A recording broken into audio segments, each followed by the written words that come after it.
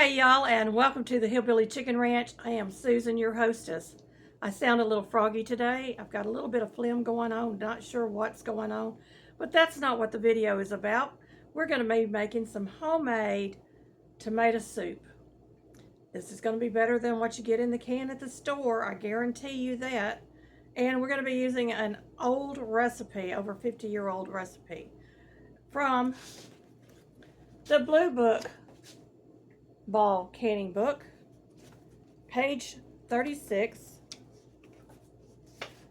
And I've got notes written all around the recipe here because it's 51 years old. We want to make sure that we're pressure canning this and processing for the right amount of time for the modern day canner.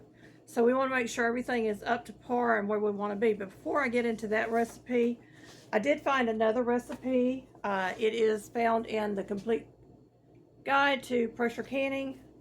This is a Diane Devereaux canning book, and the recipe is found on page 118. And her canning times match what I found on the USDA website, so we're going to go with that time. So let me show you the difference. That recipe is for a spicier tomato soup. I'm not really interested in all the spice. I just want a basic tomato soup because who doesn't love tomato soup with grilled cheese? I know I do. So this recipe originally called for pints to be processed for 20 minutes and quarts for 30 minutes. We now know that they need to be pressure canned longer to make sure we're killing any kind of bacteria that might be in those tomatoes and other products that we're putting into this. Because it contains vegetables also, we want to make sure that we're doing everything that we're supposed to do. So instead of the 20 minutes for pints, we're doing 60 minutes for pints, 75 minutes for quarts, and I will put a link, or I will put in the description box all the altitude and everything that you need to know about canning this recipe other than the actual recipe. You need to get your hands on a pencil and paper to write down the ingredients, and I'm going to be doing this recipe 1.5 times this recipe because that's how many tomatoes I have. I actually have about a half gallon tomatoes below this jar, and I've got all my ingredients prepped and ready to go. This recipe calls for 4 quarts of peeled, cored, chopped tomatoes, and that would be equal 1 gallon. 3 cups of chopped onions, 2 cups of chopped celery, 2 cups of chopped sweet red peppers. I'm using a mixed set of red peppers. 1.5 cups of sliced carrots, 2 teaspoons of salt. And I'm also going to be adding citric acid to the jar because the USDA recommends that you add citric acid to this recipe or any vegetable-based recipe with tomatoes in it. So we're going to be adding, for lemon juice, to pints would be 1 tablespoon, for quarts would be 2 tablespoons. For pints of citric acid would be 1/4 teaspoon, and for quarts it would be 1/2 teaspoon citric acid. So that's the recipe, and we're going to get into making it. It suggests cooking the tomatoes down and putting it through a sieve or a food mill. I'm going to bypass that except for my celery, onions, bell peppers, and carrots because I want them to cream up into the soup and make the soup a little bit thicker.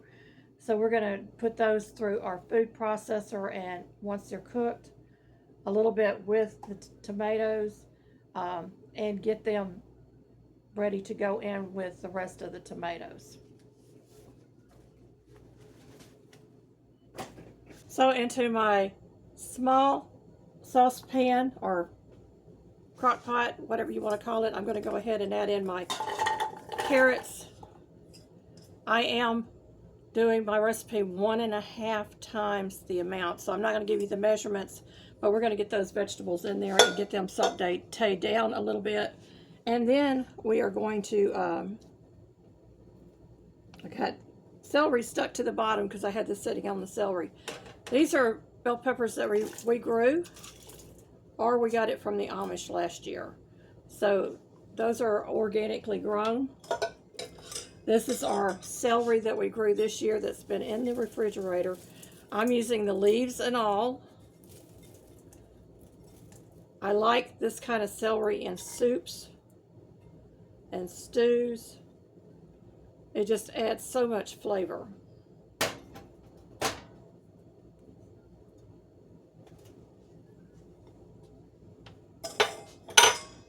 Here comes the rest of my bell peppers.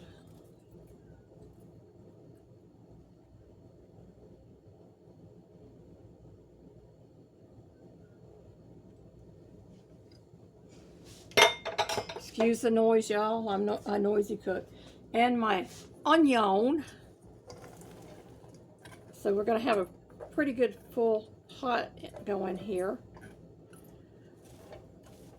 And I'm going to add in a little bit of my tomatoes.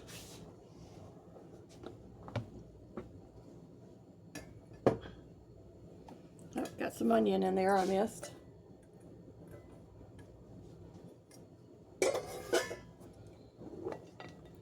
So these I didn't break down in my jar like I would normally do, but I'm just going to crush them a little bit with my hands to get those juices released.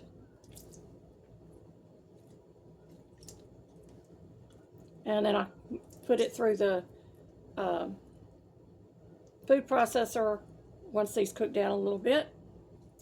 And we'll come back when we're done. We purchased the tomatoes from our Amish community because our tomatoes have played out. So they're organically grown as well. Let me go ahead and pour some of this juice in there.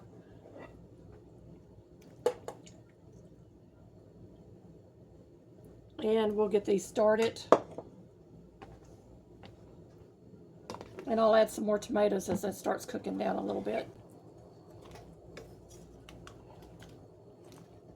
So celery, carrots, and onions is a base for just about any soup. And of course this one has bell pepper in there as well. So it ought to give it a really, really good flavor. I'm going to be checking the carrots. I sliced them kind of thin so that they would cook faster. And I've got my food processor ready to start processing this and getting it into my big stock pot. So we're going to get that done here in just a short. I did go ahead and puree up the rest of the tomatoes I had in that bowl so that they would help that to cook down a little bit quicker.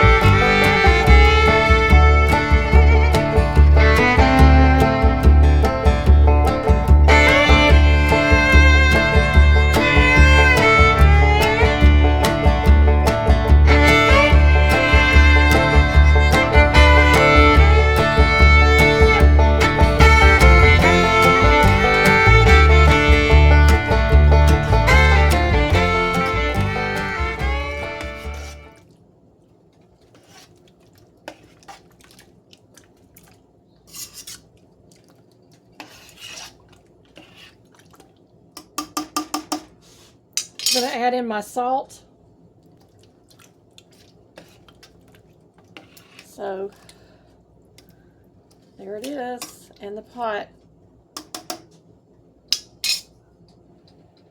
The recipe says to cook slowly for 1 hour, stir frequently to prevent sticking, and also always make sure you're not using a corrosive pot. I always use stainless steel with my tomato products.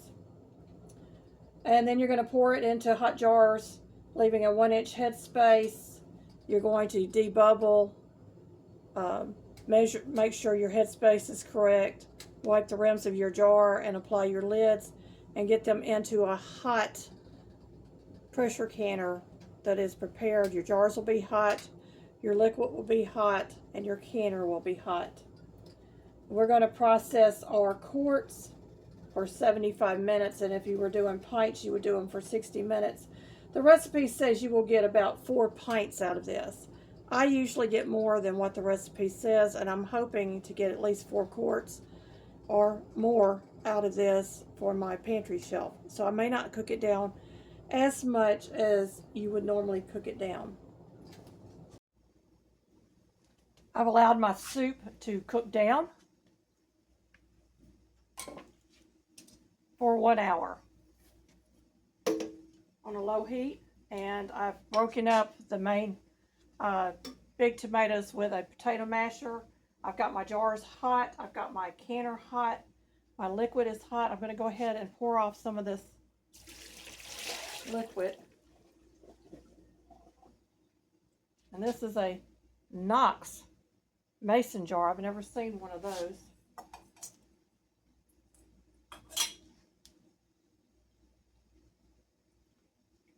Oh, I got to put my citric acid in my jar.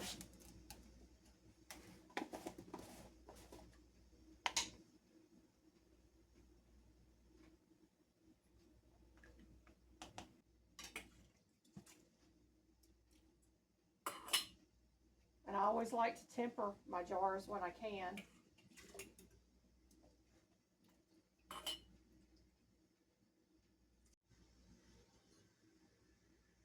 This is a 1976 jar, y'all. Unbelievable. What you find when you go on Marketplace.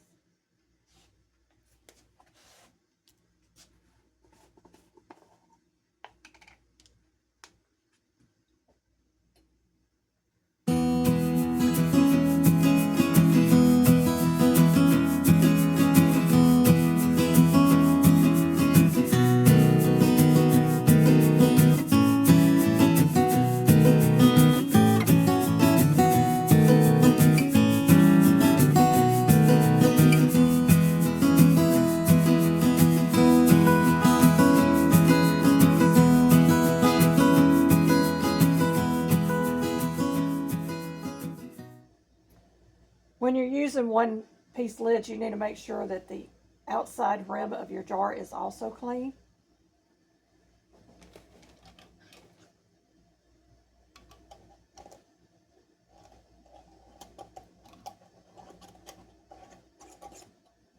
And finger tight, and then it's going to go into the canner.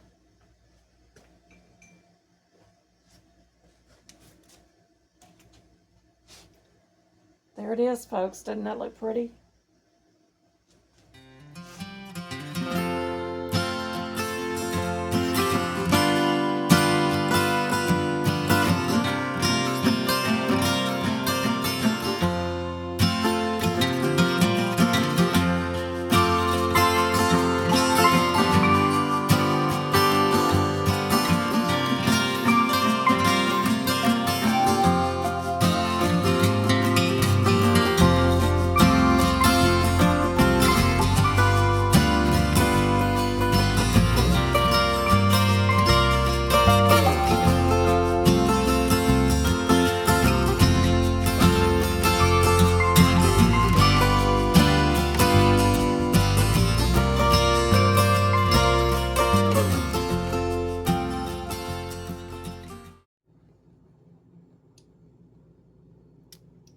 There it is, folks.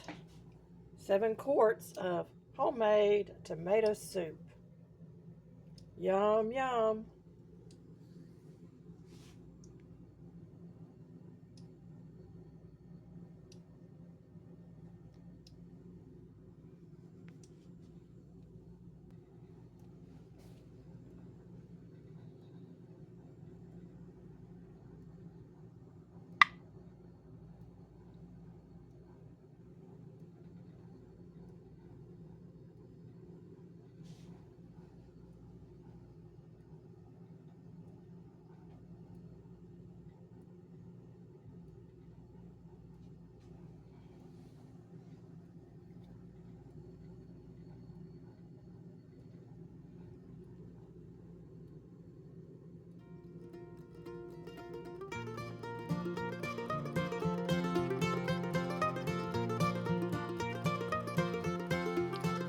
Hey friends, thank you so much for watching my channel.